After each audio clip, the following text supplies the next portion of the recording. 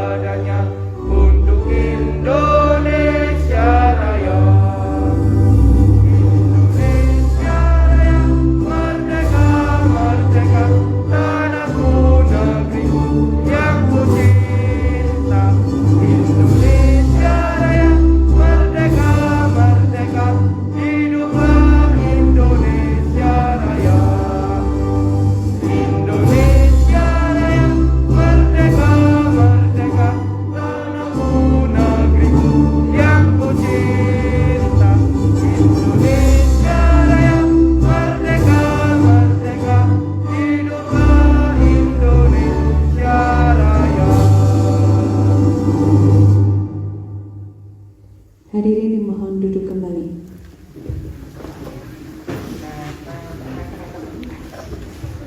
Baik Bapak Ibu, acara selanjutnya yaitu sambutan yang akan disampaikan oleh Bapak PJ Kepala Desa Sumbergondo. Kepada Bapak Sutrisno kami persilahkan. Assalamualaikum warahmatullahi wabarakatuh. Kami hormat Bapak Pratama selaku pendamping desa tingkat kecamatan, terhormat Bapak Khotib bersama Pak Saiful selaku pendamping desa tingkat desa, kemudian rekan-rekan perangkat, Bapak Ketua RW, Bapak Ketua RT, serta anak-anakku sekalian yang kami hormati. Syukur Alhamdulillah pada sore hari ini Desa Sumbergondo dapat melaksanakan sosialisasi SDGs, pelatihan sekaligus nanti aplikasinya, dan mungkin besok adik-adik langsung kerja, mungkin juga malam hari nanti juga langsung kerja.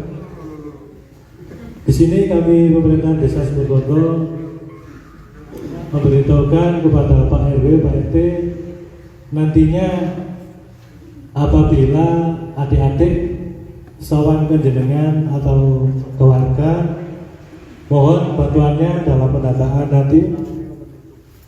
SDGs ini merupakan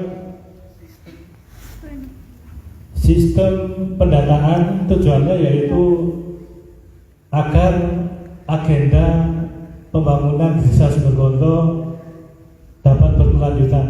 Untuk SDGs sendiri tidak hanya Desa Sumbergondo, akan tetapi seluruh Indonesia sudah melaksanakan ini, Alhamdulillah untuk Desa Sumberkondo kemarin kami minta tolong kepada Mas Diki untuk mengkoordinir anggota di Tegalsari, sedangkan di Segundo Sengonan kami minta bantuan Mbak Frida. Alhamdulillah telah terdata lengkap. Kebetulan di sini banyak adik-adik dari mahasiswa. Mungkin ini sebagian pengalaman pertama. Biasanya adik-adik mendapat ilmu akademik, akan tetapi dalam pengabdian langsung ke desa ini, adik-adik dapat mendapat ilmu terapan dari nanti yang disampaikan oleh Bapak pendamping desa. Dalam hal ini nanti akan disampaikan Bapak Pratama. Sengaja kami memilih dari adik-adik mahasiswa. Ingat apa? Kami berharap ke depan memang Sumberkondo untuk saat ini memang sudah dapat dilihat pembangunan seperti yang ada dirasakan. Akan tetapi untuk 5-10 tahun ke depan, saya sendiri tidak tahu bentuknya seperti apa pembangunan desa Sumberkondo. Kami berharap sekali peran adik-adik dapat menentukan nasib desa Sumberkondo. Sekali lagi mohon nanti adik-adik dalam pendataan benar-benar real apa adanya. Seandainya hasilnya buruk itu jadi pijakan, seandainya baik juga alhamdulillah. Intinya kami dari pihak desa benar-benar menginginkan data real.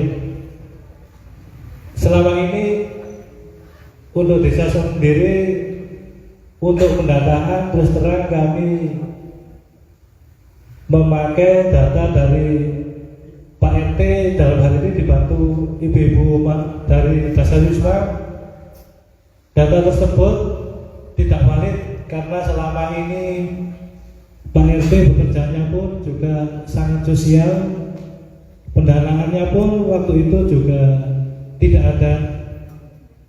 Jadi untuk SDGs sendiri dari Kementerian Desa untuk anggaran sudah disediakan melalui APBDes dan yang lainnya. Jadi kami harap untuk momen kali ini Desa Sumberkondo benar-benar memiliki data real yang benar tentang kondisi Desa Sumberkondo, sehingga kerja depannya dalam merancang RPJM atau yang lainnya benar-benar yang kita bangun, yang kita rencanakan adalah kebutuhan, bukan keinginan ataupun karangan dari pihak-pihak tertentu. Itu saja adik-adik. Saya lagi mohon bantuan adik-adik dalam pendataan ini dilaksanakan benar-benar real keadaannya. Nanti mengenai hak adik-adik akan disampaikan oleh Bapak Karul Perencanaan yang dalam hal ini menghandle pekerjaan dari Sekdes oleh Pak Tonton nanti. Itu saja dari kami. Sekali lagi terima kasih kerawan Pak RT, Pak RW serta adik-adik sekalian. Saya akhiri, wabillahi taufiq wal hidayah. Wassalamualaikum warahmatullahi wabarakatuh.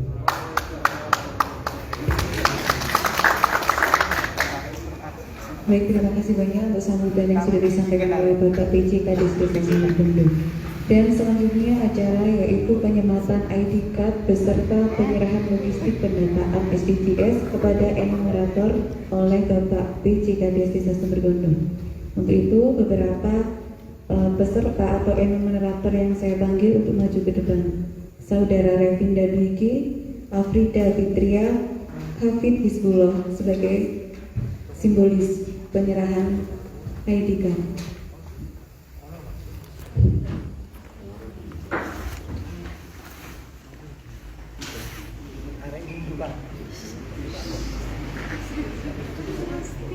Ini Joko.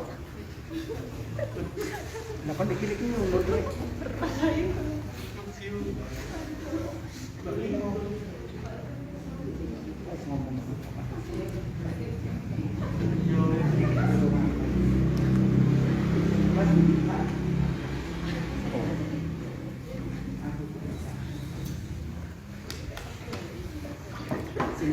Selanjutnya penyerahan logistik pendataan SDGs kepada Kemenkominfo.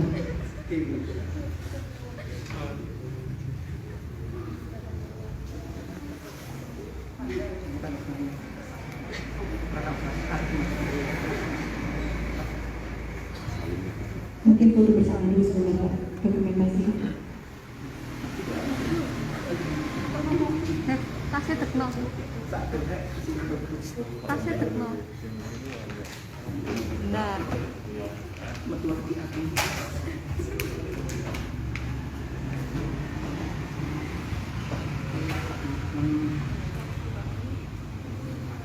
Ya Allah.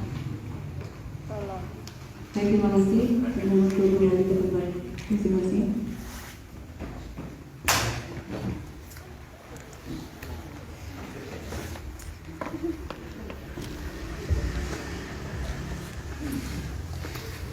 Baik, Bapak Ibu dan teman-teman sekalian, acara selanjutnya yaitu diminta langsung SDGs oleh tim pendamping Kecamatan Bumiaji yang akan dipimpin langsung oleh Bapak narasumber yaitu Bapak Pratama SD. Kepada beliau waktu kami persilahkan.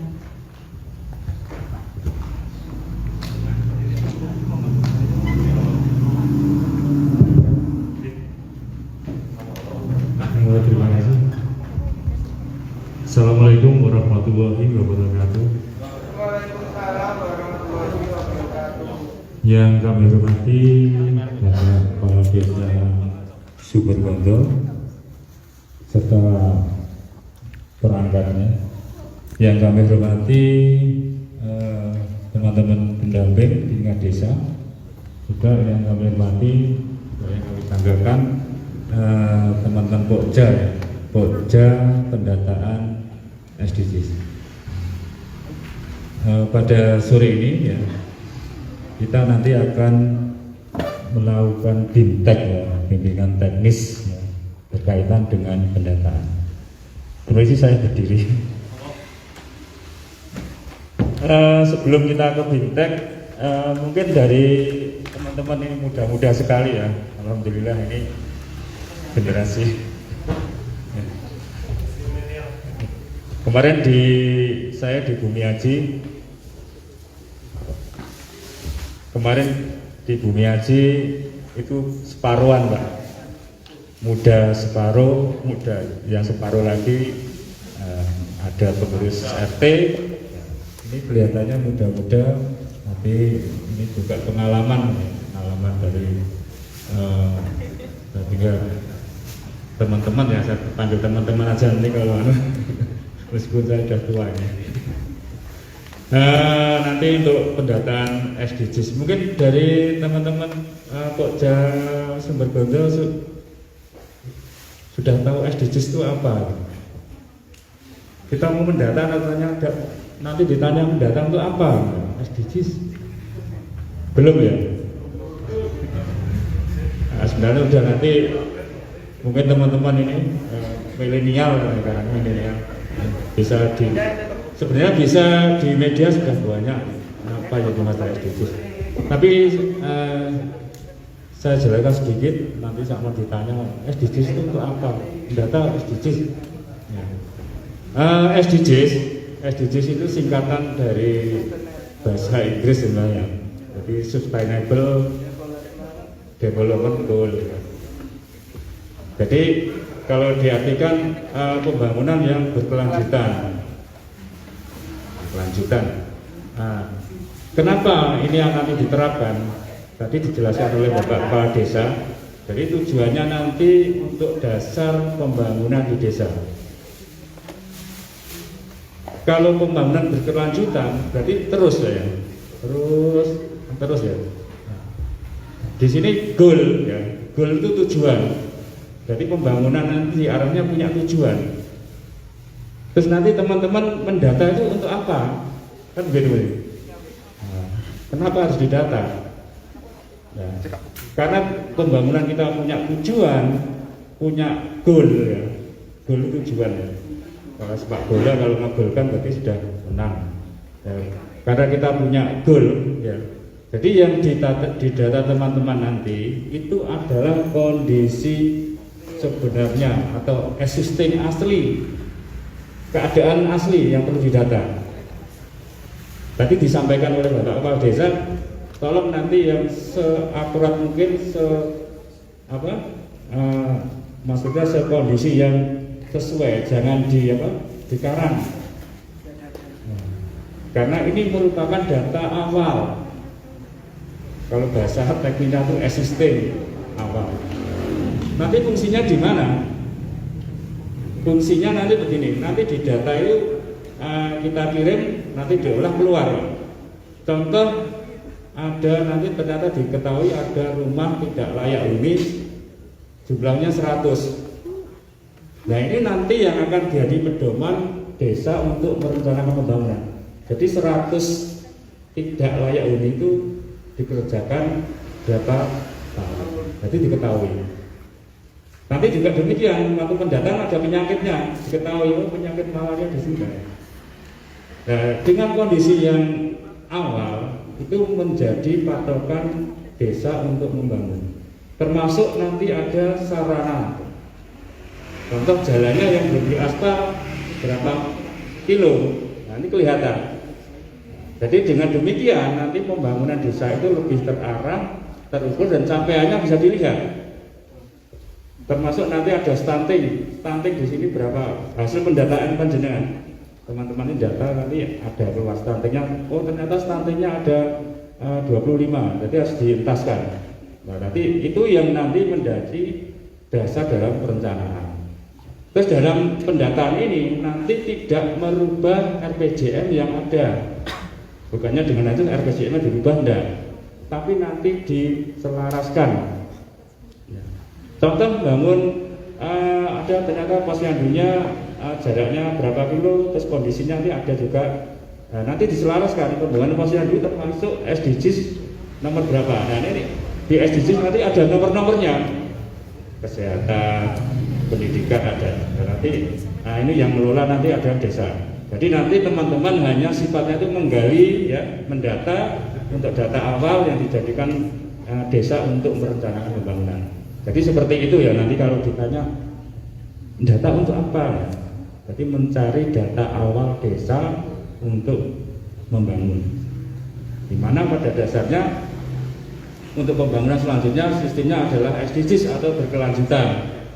Kalau berkelanjutan kan harus tahu posisi awal dulu, kondisi awal dulu, akhirnya sampai selesai sampai goal tadi ya, sampai tercapai yang sesuai dengan SDGs nomor berapa, karena ini ada 18 nih. Gimana nggak perlu saya sampaikan karena nanti ini materinya kan bintek, kalau sosialisasi sampaikan.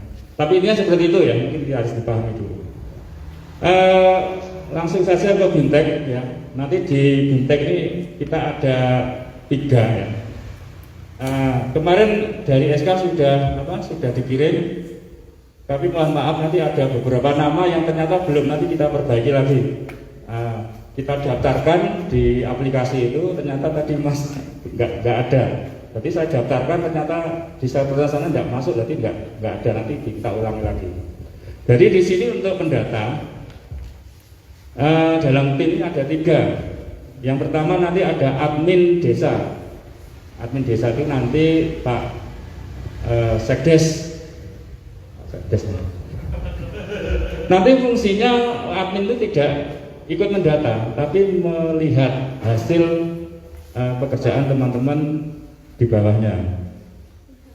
Terus kemudian ada enumerator desa. Ini nanti dilakukan oleh kasih pemerintahan. Ini nanti yang akan mengisi kondisi awal berkaitan dengan desa. Makanya dikasih ke kasih pemerintahan yang paham. Kemudian baru ada enumerator tingkat KK sama individu. Sebenarnya kalau di RT, kalau RT-nya kecil itu masuk di enumerator desa. Kenapa desa? Karena di RT itu nanti ada isian yang menyebutkan luas. Saya yakin data luas ada di desa, makanya biasanya yang untuk RT itu didata atau di enumeratornya oleh desa. Nanti selebihnya kakak sama individu teman-teman yang datang. Gitu ya. Jadi seperti itu awalnya ya. Jadi itu hanya untuk mengecek hasil. Kemudian kalau desa input tentang desa, kuesionernya tentang desa, keadaan profil desa, kemudian kuesioner RT. Kemudian yang MRT, nah ini nanti kuesionernya dari kakak dan individu. Ya. Terus, nah ini metodenya. Jadi sebenarnya dari kementerian untuk pendataan itu kita harus wawancara. Ya, jadi data wawancara. Nah, kemarin sudah dikonsultasikan. Kenapa kita pakai form? Ya, yang pertama form itu nanti untuk laporan desa. Karena ini didanai, ada dananya, desa pasti membuat laporan. Buktinya apa? Form. Terus yang kedua, kenapa harus pakai form? Nanti waktu kita menginput di aplikasi, kemungkinan ada yang sinyalnya kurang baik, akhirnya kalau nggak baik, nggak terkirim, kita masih punya form tadi. Nah, dan itu diperkenankan ya, karena kalau di sini, ini langsung, ini contohnya data langsung, tanya jawab, ini ditanya terus diisi langsung ke aplikasi. Tapi ini memang kemarin yang sudah banyak kekurangan. Pernah di satu kabupaten itu mengulang, di mana masih Trenggalek ya Mas Khotib, Trenggalek mana? Mengulang karena salah sudah dimasukkan, ternyata enggak di servernya enggak bisa. Dia tidak punya catatan seperti ini, jadi mengulang lagi. Nah, ini juga kita terlambat itu juga ada hikmahnya juga. Jadi melihat yang lain, jadi mengulang. Jadi kita pakai form ya. Nanti formnya ini kalau sudah terisi, nanti baru kita input di aplikasi. Ini kaitannya dengan pengisian ya. Jadi nanti ada form diisi. Kemudian ini yang untuk catatan saja. Ini prosesnya saja. Sebelum masuk di aplikasi, ini yang perlu diperhatikan. Yang pertama kita setting nanti kita peragakan, ini hanya pembuka saja ya. Nanti kita praktek, kita setting wilayahnya dulu ya. Karena banyak yang lupa, nggak disetting langsung dimasukkan. Nanti di ada ada menunya. Kemudian yang pertama ini sudah dibagi ya. Belum. Satu-satu untuk contoh aja. Satu kan.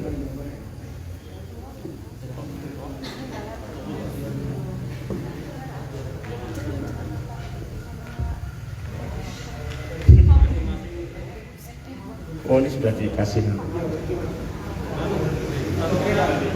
Biar nanti melihatnya enak, kalau mendengarkan nanti kayaknya diangen-angen tok. Satu-satu dulu enggak apa-apa.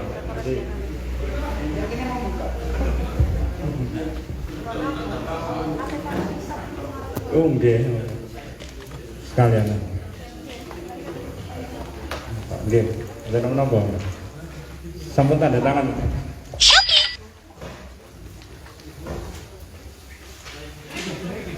Orang dua pakai. Individu sama keluarga. Ya. Jadi nanti kalau yang di setting nanti adalah nanti yang di aplikasi. Terus nanti yang diperhatikan ya. Ini sambil sambil dibagi ya. Ini APK-nya ya.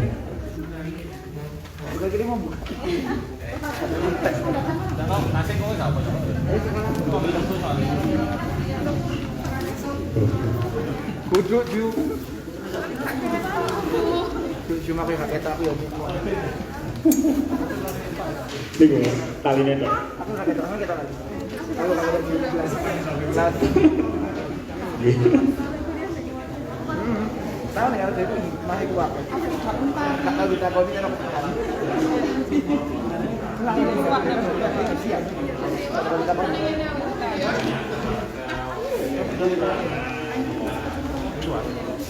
motor sing lagi itu kacamata. Kacamata jaran. Iki lebih maksis. Men piro iki? Loro kali. Wes tapi ku gak tambah minggu, ora tambah kurang. Aku buka itu kok. Wah, akhirnya sentral dari bawah. Itu apik le. Tasih. Baik, Pak. Apik itu deh. Iya, gila apik, baik, Pak. Ayo. Sampun nggih, sampun.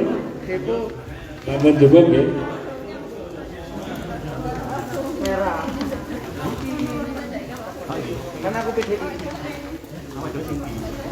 Kira 5 partai. 5 partai.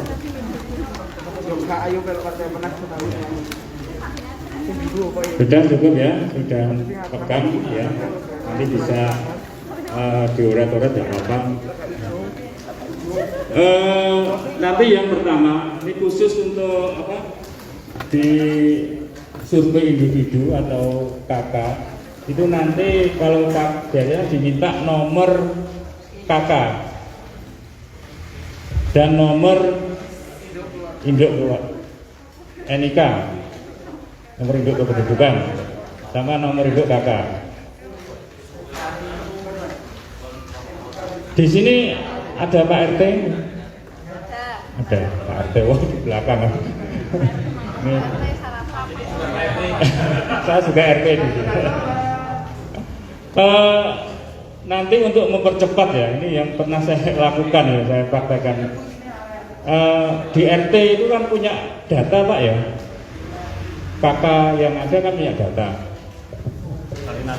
Iya salinan, fotokopi. Ya. Di tempat saya juga ada. Jadi nanti teman-teman yang akan mendata di RT yang akan didata, biar cepat lah. Nanti dari form nanti dihitung berapa kakak, diisi di situ. Ya, kemarin kalau saya kumpulkan, kebetulan saya RT, petugas yang membantu 2 anak-anak itu saya kumpulkan. Nah, nanti yang khusus nulis nomor kakak sama nomor NIK ditulis di situ dulu. Jadi melembur di rumahnya Pak RT ditulis. Biar nanti waktu jalan tidak lama, dilengkapi dulu karena data di Pak RT ada. Ya nanti begitu ya. Ini trik saja biar cepat ya untuk kemarin di Gunung Sari yang sudah duluan tuh karena triknya nggak dipakai, ini sekarang baru 80% ngisi formnya, belum input. Jadi nanti biar cepat. Gunung Sari kemarin seperti itu tanya kemarin. Jadi nanti teman-teman nanti yang di ruang pendataannya, wilayah pendataan ke Pak RT dulu, diisi dulu. Di situ ada formnya, nanti nomor kakak sama NIK ya, diisi dulu. Nah nanti khusus untuk apa? Untuk NIK yang didata itu adalah semua ya, khusus yang individu. Saumpama satu kakak itu isinya anggotanya, bukan isinya, anggotanya 5 individu. Itu didata semua. Nah, di dalamnya kan ada NIK-nya. Termasuk nanti kalau punya anak kecil. Anak kecil, biasanya anak kecil belum masuk di kakak, itu juga harus didata. Terus nanti bagaimana NIK-nya kalau belum keluar? Nah, ini. Jadi nanti ini NIK-nya caranya yang NIK itu kan 16 digit. 664. Jadi yang pertama adalah kode area ya. Ya. Jadi kode daerah. Kalau di sini berapa? 3. Ya. Berarti kode wilayah. Itu nanti cara ngisinya kode wilayah dulu. Kemudian yang 6 itu adalah tanggal lahir. Kalau dia perempuan, tanggalnya ditambah 40. Contoh, coba dibuka KTP-nya. Ada yang bayar KTP?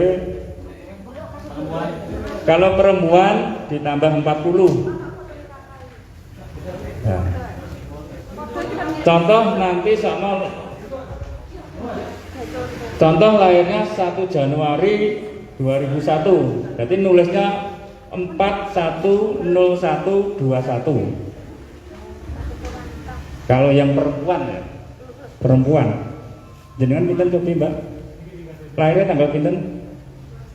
21 ditambah 40 berapa? Di situ 61. 261 ya. Ya. Kalau perempuan nanti menemui bayi 2 bulan, itu pasti 2 bulan kan niknya belum keluar. Berarti kita tambahkan angka, nah ini. Berarti ditambahkan 40 ya. Itu yang perempuan ya. Kemudian yang 4 digit terakhir karena belum punya nik, kita beri 9999. Jadi kode wilayah, tanggal lahir, terus 999. Khusus yang belum tadi seperti itu ya cara nulisnya. Karena yang sudah punya pun ditambah 40. 9 kali. Katanya kalau 99 itu hanya 2 nomornya bayi katanya. Ya, Pak. Pak Lutfi yang Pak. Karena 99 nomornya bayi. Nah, ini ada 99 4 kali. Itu khusus untuk perempuan. Tapi bila mana nanti anaknya itu laki-laki, seperti biasa enggak ditambah.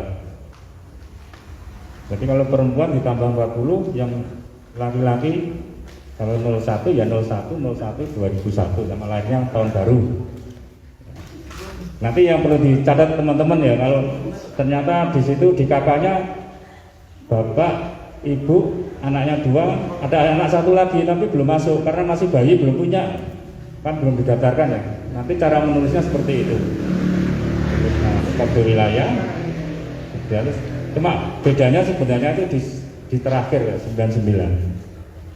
Jadi 99 belum terkode, tapi di tanggal ya, saya seperti ini. Jadi ini kalau perempuan tadi tambah 40, kalau laki-laki sama, cuma kode terakhirnya 999. Nah ini untuk gitu. Terus nanti untuk pengisian ya, pengisian apa di form itu, saya coba.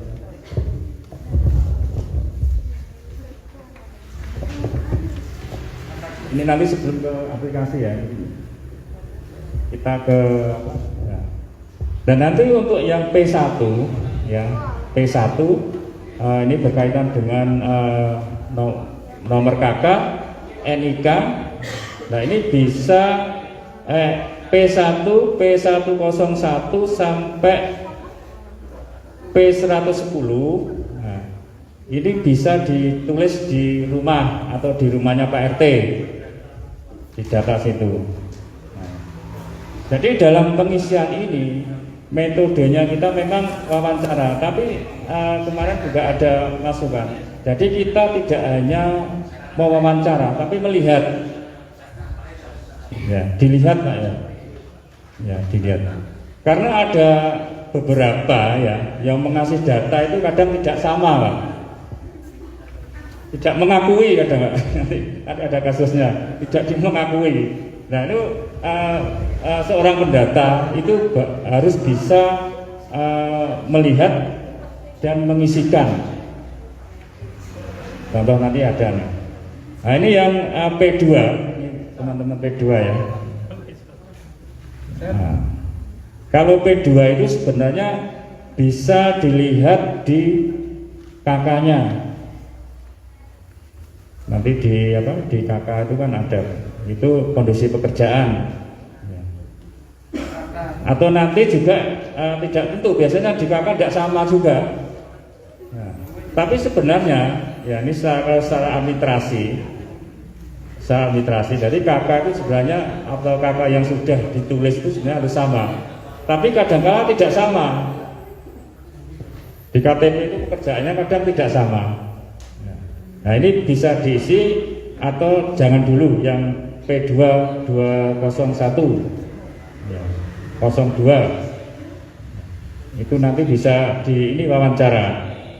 Kemudian yang 203 itu juga kita ke lapangan, jangan diisi. Nah ini yang paling rawan itu adalah 204. Jadi nanti teman-teman nggak boleh ya tanya, Pak penghasilannya berapa setahun? Waduh, ini ada yang tersinggung ini. Kalau orangnya pas penak nggak tersinggung, tapi ada yang tersinggung. Masa takon penghasilan gue lah, kan nggak mungkin lah ya. Nah, nanti teman-teman begini, caranya kalau dia seorang petani, nanti tanyanya setahun itu panennya berapa kali, berapa ton. Di isian ini kan ada. Jangan ditanya sama sini ya, apel ya. Langsung jenengan tanya setahun penghasilnya piro Pak? Nah, dibayar. Tersinggung. Kadang pensiunan ada, pensiunnya ditanya pensiunnya berapa Pak? Tersinggung. Ada yang kalau tak tersinggung nggak masalah, tapi yang kita khawatirkan nanti tersinggung. Kalau pensiunnya ditanya terakhir golongan berapa? Ditanya seperti itu ya, nanti bisa dilihat. Kalau pensiunan itu dapatnya hanya gaji gaji pokok separuh. Nanti kalau yang lain, contoh petani ditanya dalam 1 tahun itu panennya berapa kilo, hasilnya berapa. Ini nanti teman-teman bisa melihat itu penghasilannya dalam 1 tahun. Ini yang di P204.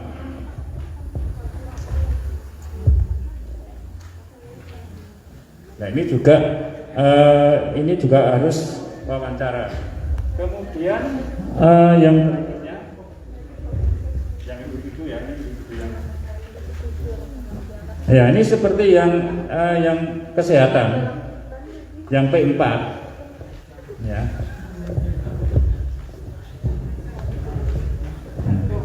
Ini kaitannya dengan penyakit yang pernah diderita. Ini isiannya hanya ya dan tidak. Ini juga harus kalau ini ditanya, bukan diolah ya. Harus ngaku ini pernah penyakit apa. Nah, ini menjadi data awal kita nanti. Jadi ini kan individu pernah penyakit apa? Ini penyakit yang diderita setahun terakhir, tahun kemarin ya, tahun kemarin.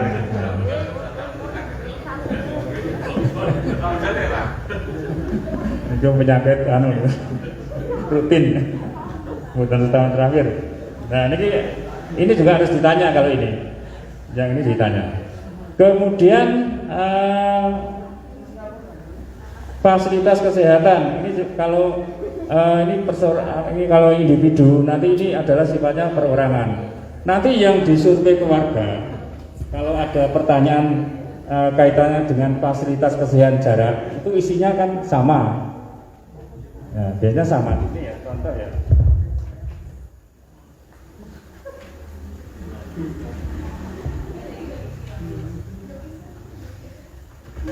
Kalau individu tidak ada. Nanti yang survei yang keluarga ada jaraknya. Nanti kita praktek aja. Ini. Jadi yang berkaitan dengan penyakit kesehatan itu nanti bertanya langsung. Ya, termasuk disabilitas. Nah ini juga. Nah ini seperti ini. Ini nggak usah ditanya juga. Ini juga pengamatan. Jangan sama bisu kan, bahaya ya. Nah ini biasanya yang lebih paham itu Pak RT, Pak RT lagi ya. Jangan dia. Nah. Termasuk nanti untuk pendidikan ini individu juga. Nanti pendidikan itu adalah pendidikan yang terakhir. Yang terakhir, sama masih sekolah SMP, berarti yang didata SD-nya, yang terakhir ya, yang belum lulus. S1 ya, S1. Nah, hal semacam ini Karena di sini ada pertanyaan, ikut kerja bakti setahun terakhir kan nggak mungkin ya. Ini yang tanya, yang tahu Pak RT ini. Jangan dipaksa, nanti sih nggak ngaku. Yang ikut kerja bakti termasuk ditanya, termasuk pesta adat ini juga ditanya juga. Ini umum ya sifatnya. Jadi yang umum itu nanti jangan ditanya, dilihat atau lihat tanya ke Pak RT. Jadi hal-hal yang nanti yang sifatnya tidak harus ditanyakan kita tulis dulu biar lebih cepat. Nah, ini yang Tujuh, menolong warga yang mengalami kematian keluarga saya. coba dilihat-lihat ya, dilihat dulu. Mungkin ada yang tidak jelas ya, bisa ditanyakan. Brit, katanya mau mati orang ingat. Di desa ana katanya mau mati yo. Oh, norek. Dirukem. Tadi di video ya. Yang ini sekarang keluarga. Setrum. Yang keluarga ini sama isiannya, ya. Nama, alamat, nah, kalau HP dan kalau keluarga nanti yang apa namanya itu adalah kepala keluarganya yang awal, yang atas. Ya. Kalau yang tadi itu individunya, meskipun bayi 9 bulan tetap didata ya. Meskipun bayi. Kemarin ada pertanyaan, Pak, kalau ada orang sini bukan KTP Sumbergondo, apa didata? Tidak didata. Yang warga Sumbergondo saja. Yang didata hanya warga Sumbergondo. Jadi untuk yang keluarga itu sama ya, P1, P2 sampai P3